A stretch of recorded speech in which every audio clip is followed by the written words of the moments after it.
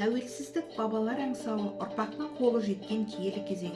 Тәуелсіздік таңбасы таста, қына қара жердің тамырында жатқан құдіретті сөз. Еліміз тәуелсіздіктің бесігінде тербелгелі 30 жыл. 30 жыл ішінде Қазақстан етек жеңін жиып, шекарасын бекітіп, өз алдынан дербес зайырлы ел болды. Бұл атадан келе жатқан ұлы жеңістің жемісі. 1991 жылы желтоқсанда егемендігін алған еліміздің өз президенті, ұлты мен ұлысы, салты мен дәстүрі, мәдениеті мен экономикасы болды. Желтоқсанның желі мен ызғарына қарсы тұрған жастардың жалынды рухы мен ерліктерінің арқасында шаңырағы биік, керегесі кең мемлекет болып қалыптастық. Осы орайда менің ауылым Ақбастаудың да жетістіктері мол екенін атап өткім келеді. Ақбастау кеңес үкіметі құлаған кезде қаңырап қалған ауылдардың бірі еді. Қабырғасы қайысқан тұрғындар бұл сынаққа тік тұрып төтеп берді. Ауылымыздың 30 жылда өзгерістері өте көп. Біртіндеп шаруа қожалықтары бас көтере бастады. Қазіргі таңда 40-қа тарта шаруа қожалықтары мал басын көбейтіп, қала тұрғындарын ет, сүт өнімдерімен қамтамасыз етуге өз үлестерін қосуда.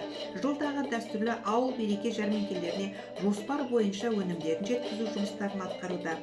Ауылдағы білім ошағының да өзіне тиесілі жетістіктері ауыз толтырып айтарлық. 11 жылдық шағын жинақталған аралас мектеп осы 30 жылда 300-ден астам түлек ұшырды. Соның ішінде 50-ге тарта жас түлек жоғарғы оқу орындарының гранттарын иеленді.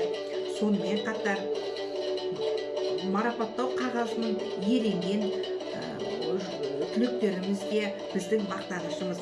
Салауатты өмір салтын сақтау аясында ауылдан шыққан спортсмендеріміз де баршылық. Осы орайда Ақбастау ауылының атын шығарған спортсмендерімізбен де мақтана аламыз. Мәдени ошақтары, атап айтқанда 600 оқырманы бар кітапханада көркем өнерпаздар үйірмесін шыр айналдырып отырған ауылдық клуб өз шеңберінде жұмыстарын атқаруда. Болашағымыз кішкентай балалар үшін мемлекеттік бағдарламамен 2 балалар ойын алаңын салып берді. Бұл жетістіктер Ақбастау ауылының мақтанышы. Тәуелсіздік әр Қазақстанның мақтанышы.